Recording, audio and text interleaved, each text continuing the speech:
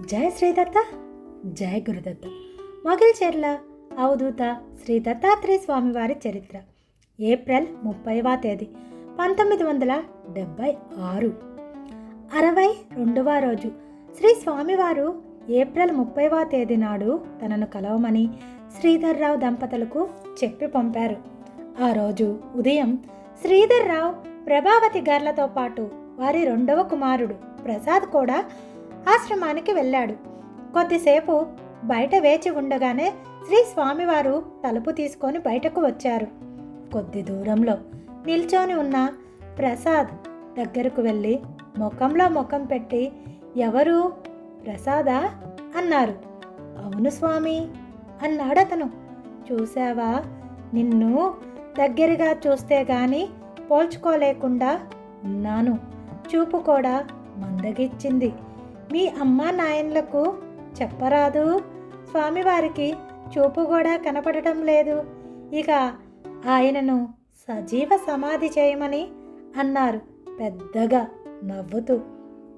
మీరు మాట్లాడుకోండి స్వామి ఆ విషయాలు అన్నాడు ప్రసాద్.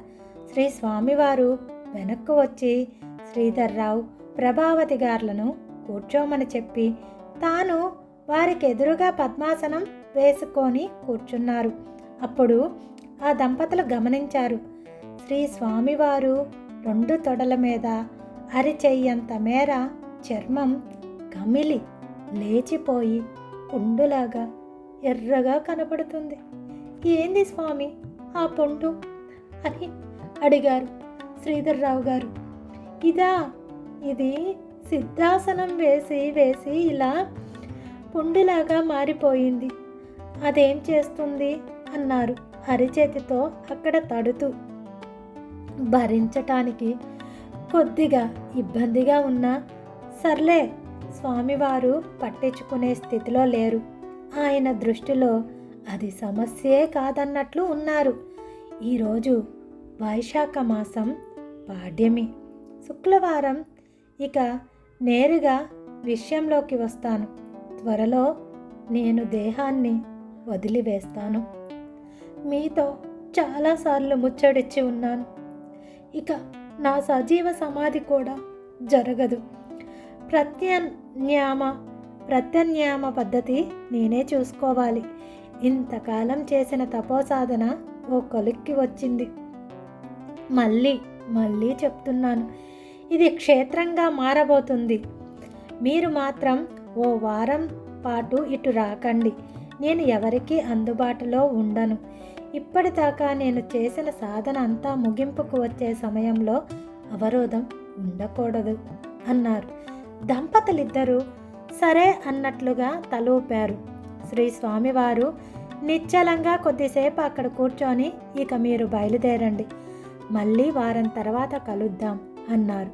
ఇంతకుముందు చెప్పిన దానికన్నా భిన్నంగా చెప్పినదేమీ లేకపోయినా ఎందుకనో శ్రీ స్వామివారు చెప్పిన వారం గడువులో ఏదన్నా మార్పు ఉన్నదా, మర్మం ఉన్నదా అని ఆ దంపతులు ఆలోచించుకున్నారు. శ్రీ స్వామివారి మాటకు ఎదురు చెప్పడం ఎందుకు, ఈ వారం వేచి చూసి మళ్ళీ ఇక్కడకు వస్తే ఏదైనా ఉంటే ఆయనే చెప్తారు కదా అని సమాధానపడ్డారు. ఇంటికి చేరారు. పకీరు మాన్యంలోని శ్రీ స్వామివారి ఆశ్రమానికి ఉన్న పహరీ గోడ పెద్ద ఎత్తు కలదు కాదు. అక్కడకు పశువులు, గొర్రెలు, మేకలు మేపుకోవటానికి వచ్చే పశువుల కాపర్లు కుతూహలం కొద్దీ ఆ గోడ మీదుగా లోపలకు తొంగి చూడటం ఒక అలవాటు. ఒక్కొక్కసారి శ్రీ స్వామివారి స్నానం చేస్తూనో లేదా పచారులు చేస్తూనో కనపడుతూ ఉండేవారు. ఎప్పుడన్నా శ్రీ స్వామివారు వీళ్ళను చూడటం జరిగితే పలకరింపుగా నవ్వేవారు. మరీ ఉల్లాసంగా ఉంటే పల్లెటూరు యాసలోనే, ఏం బాగుండారా, ఏ ఊరు మనది అని అడిగేవారు. కొన్ని నిమిషాల పాటు వాళ్ళతో ముచ్చటించి లోపలికి వెళ్ళేవారు. వాళ్లకు సైతం పట్టరాని ఆనందంగా ఉండేది. 1976 మే నెల 1వ తేదీ నుంచి పశువుల కాపర్లకు కూడా శ్రీ స్వామివారి దర్శనం కలగలేదు. ఒక్కసారి మాత్రం శ్రీ స్వామివారు బావి వద్దకు వచ్చి స్నానం చేసి వెళ్ళారు. అంతే, ఎవరికి ఆ తర్వాత కనపడలేదు. ఆశ్రమం ప్రధాన గదిలోని నేలమాలిగలోనే తీవ్ర సాధనలో మునిగిపోయారు. శ్రీధర్రావు, ప్రభావతి గార్లకి ఆ వారం రోజుల పాటు ఇంటి పనులతో సరిపోయింది. నిరంతరం శ్రీ స్వామివారి ఆలోచనలో ఉండే ఆ దంపతులు చిత్రంగా లౌకిక వ్యవహారాలకు పరిమితమయ్యారు. వాళ్లకు మళ్ళీ శ్రీ స్వామివారి గురించి వచ్చిన వార్త మే నెల 6వ తేదీ నాడు. ఆ రోజే ఆత్మత్యాగం, కపాల మోక్షం. రేపటి నుండి సర్వం శ్రీ దత్తాత్రేయ స్వామి కృపగా మనందరికీ చేరింది. ఇందుకు పావని నాగేంద్ర ప్రసాద్ గారికి కృతజ్ఞతతో కూడిన నమస్కారం. శ్రీ దత్తాత్రేయ స్వామి మందిరం, మొగిల్చెర్ల గ్రామం, లింగసముద్రం మండలం, నెల్లూరు జిల్లా.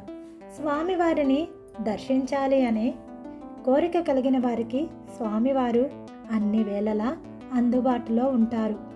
అనగా స్వామివారి మందిరం అన్ని వేళలా తెరిచి ఉంటుంది.